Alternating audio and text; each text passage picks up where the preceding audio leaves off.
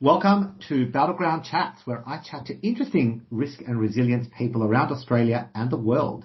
And in this episode, I'm very happy to be chatting to my good friend, John Murton, who I've known for probably 10 years or so when I got brought into AustralianSuper to help with some business continuity work way back when. And I think we've been doing some pretty cool stuff ever since. But John, welcome to Battleground Chats and thank you for being here. Thanks, Craig. Looking forward to it. Now, you are about to retire from the risk world and go gallivanting around the world drinking red wine. Well, officially, I'm taking long service leave for about 9 months. Lucky you. Yeah, I'll see how I survive on 9 months long service leave as to how much wine you can drink in different places around the world. Indeed. Now, well, you've had some really interesting risk journeys, and your career has spanned financial services, food and beverage, and a few others. Take us on a bit of your risk journey. How did you get into it? What are industries you've worked on? And is there anything that you've learnt along the way that you think you could really translate into any industry when it comes to risk management? Yeah, so I suppose you'd say I've trained as a lawyer, become a barrister and solicitor at the Supreme Court of Tasmania. Then I got into tax, so I spent a good part of my life working chartered accounting firms in tax, became a director of tax at PwC. I was in tax for about 9 years in the chartered environment. Then I got headhunted across to Fosters, so I worked in their tax division for around 7 years. Fosters would have been very interesting. That was were they global yet, or was it only Australian? Yeah, they were. They were in their growth phase at that point in time. We sort of partitioned within the tax group. There's obviously the beer side of things, but the wine acquisitions were starting, so I had responsibility in that field in terms of getting involved in the acquisitions. Also had responsibility for their corporate area and their property division, which was an offshoot of Elders Finance. Yes. That crashed, but they ended up with a whole lot of properties that still needed to be managed. So a good proportion of the properties up at Sunshine Coast belonged to a group called Lensworth, which was a subsidiary of Fosters. So, and we bought US and European wine interests. So that entailed me to go across to the Napa Valley. That must have been very hard. Yes, it was an extremely taxing experience doing it, but no, it was really interesting to see how that part of the industry operated compared to how Australia goes about doing things. Yeah. Okay, so you're in tax. How did you end up in risk then? Well, reasonably controversial, but I think my boss at the time didn't particularly want to retain me. He tried to modify what I did or combine my role with another person's role, and the other person got it. So therefore, on paper at least, I was being made redundant. The only consolation I got out of it was the other chap who did get the role ended up being the chief executive of Carlton United Brewery. So, oh wow, okay. I suppose that's a concession I can give. But so I was actually literally at my farewell lunch with my tax colleagues when I got a phone call from the chief financial officer at the time, and he said, "Would you be interested in accepting this role in risk management?" And I said, "Look, I don't know anything about it, but I'm more than happy to deal with it." And as it turned out, I ended up getting a promotion through accepting the role. So I started out on my journey, and I did that for 2 years. Okay. And so when you got into risk, what was the learning curve like? I mean, you're coming from tax, from the legal side, and reflecting back, how did you adjust? What are the takeaways you could give the audience around moving from something like law, which, by the way, is not uncommon. I've met a few people on my journeys who have moved from law into risk. What's your takeaway from that? Well, the big contrast is that, fortunately, on a risk management basis, whether it's the international standard or APRA, Yes. the rules don't change a lot. Yep. For a start, whereas in tax, as soon as you blink, there'd be a new provision or something that you had to learn. So that certainly was a pleasant change. When I started out, because I was the first person really to do it, it was more, prior to that, it was more internal audit focus. I came up with these fairly simple principles to say all you need to do is worry about five of your risks. If you've got any more than that, then delegate them down. You just need to focus on things, because otherwise, my philosophy is if you get too many, you're just going to get swamped with it. So you really need to focus on what's important, and always described it as being the peeling of the onion. Ultimately, you peel back to what actually is the problem that you're dealing with. So, you could end up with 100 risks, but there's probably 5 there that are the ones you really need to worry about. The rest either aren't worth worrying about, or somebody else can worry about them. Yeah. So that you came up with your standard 5, or you just had this kind of rule of thumb? You thought 5 was about the number you need. It doesn't matter what they are. I obviously workshopped. I'd work on the basis that 5, 10 max were the things to consider. And I found that was a good way of getting people engaged in it, because if you started just coming up with these, there's a risk here, there's a risk there, there's a risk everywhere, people tune out. And we really wanted to get to the nub of what those real risks were. So interesting things like whether or not you had a strategy for your non-alcoholic drinks. That sort of came out of some of the workshops. It was debatable from some people's whether they had one or not, but it was debated for many years actually.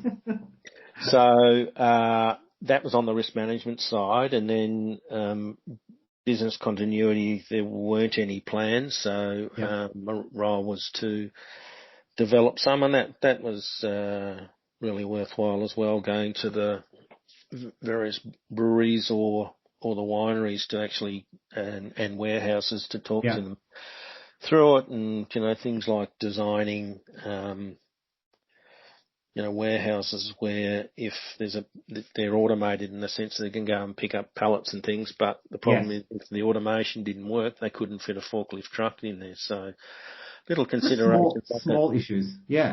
But how did you get from risk into resilience or into business continuity? Because yes, nowadays that's quite like a common move and they bundle things together. But back then, was there even a standard for business continuity? Or it's one of those things that, like the onion with risk, you kind of thought, okay, I'll make up how to do this, and this is how I think it should be done.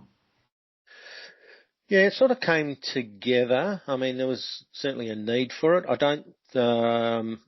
think my guidance was the UK standard at the time.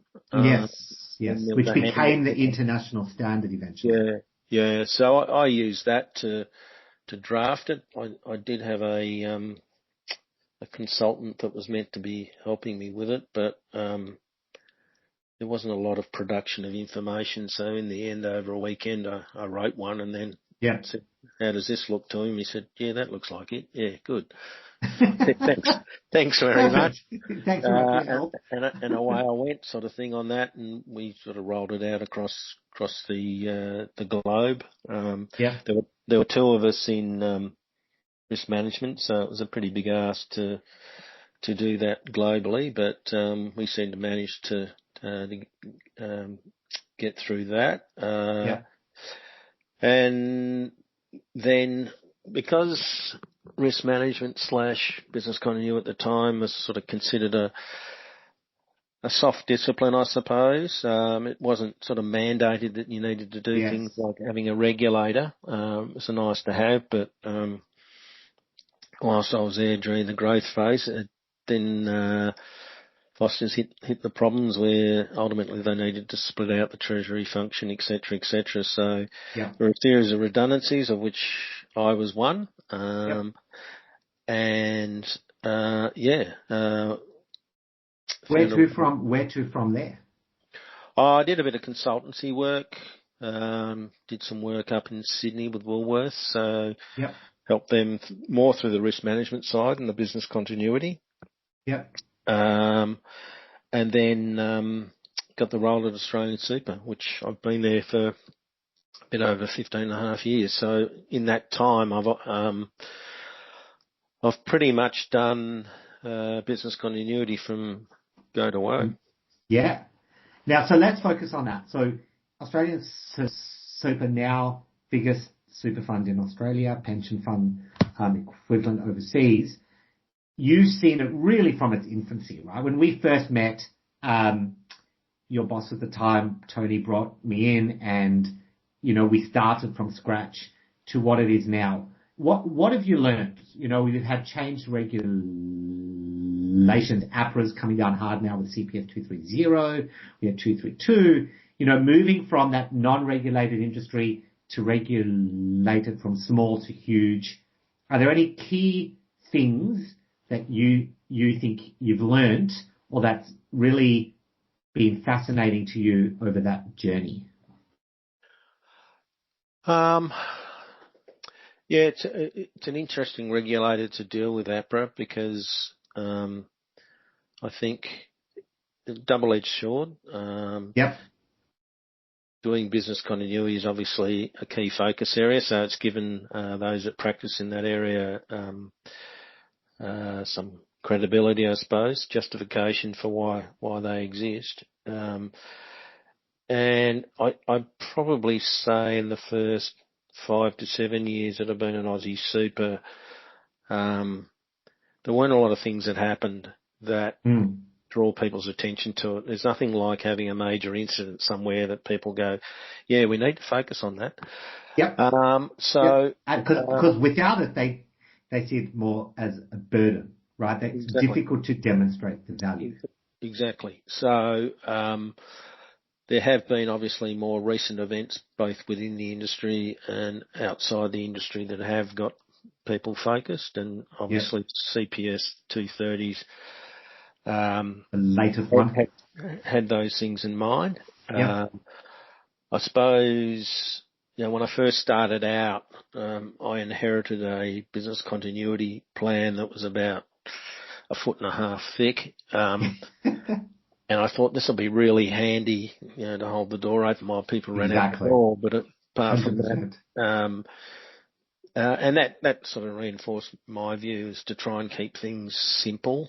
You can't cover every single scenario, and people will need to think on their feet. Obviously, there are certain technical areas that do require someone to document something, or in fact, the person who's the expert in that area may not be available, so you still need to document it. Yeah. But in those, I think this is why me and you get on so well, because we completely agree on this whole keep it simple and you can't plan for everything approach. Absolutely. I think the thing we did struggle with early days was obviously the stock standard Word document that we'd produce, and having to keep that updated, and then of course you'd have a restructure or something or other, and then you'd have to go through and revise it. Utilising some of the tools that you've shared with us, I think, has been a godsend for us in terms of keeping things up to date and accessibility of people to the plan, because early days people would go, oh, we might have a business continuity event, and they'd go, John, over to you. Yeah. Can you give me the document? And nowadays we can just go, you've got the document. You can read. Away you go. You don't need to wait for me to be around, or if I go on holidays, what do we do, sort of thing. So that's been really good. The other thing I think that to me is a big standout from your time at Aussie has been the testing.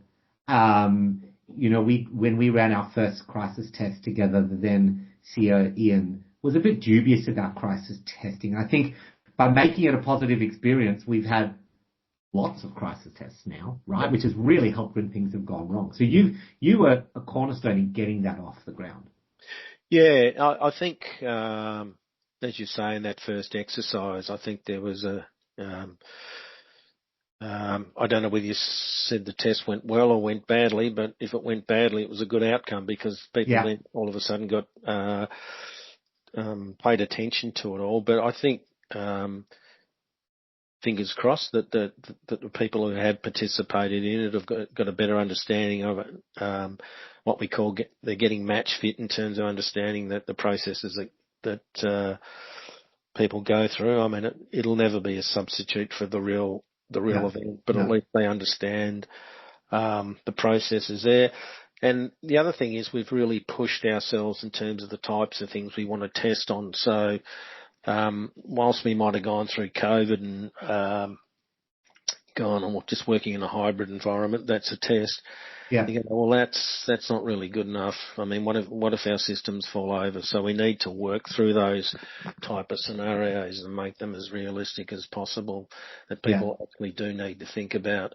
Well, what would I do if X system is no longer available?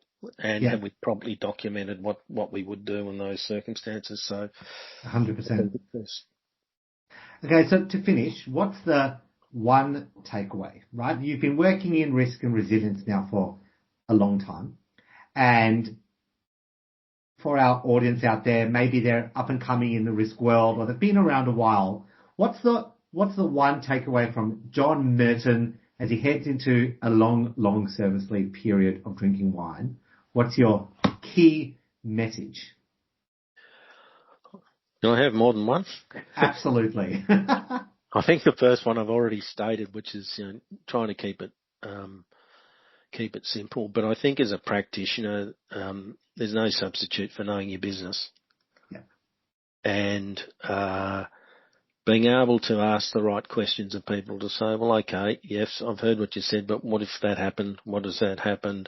Et cetera, or doesn't, wouldn't this occur? So, I mean, if you don't know anything about the business, you're probably not going to be a lot of value. So make sure you understand what it is that we do. That's a really valuable takeaway. John, thank you so much for your time. Enjoy your long service leave. Who knows where you'll end up in 6 months? You may end up back. Hopefully the industry needs you. My wife might have had enough of me by then, so we'll see. We'll stay tuned. Thank you so much for being on Battleground Chat. Thanks, Greg.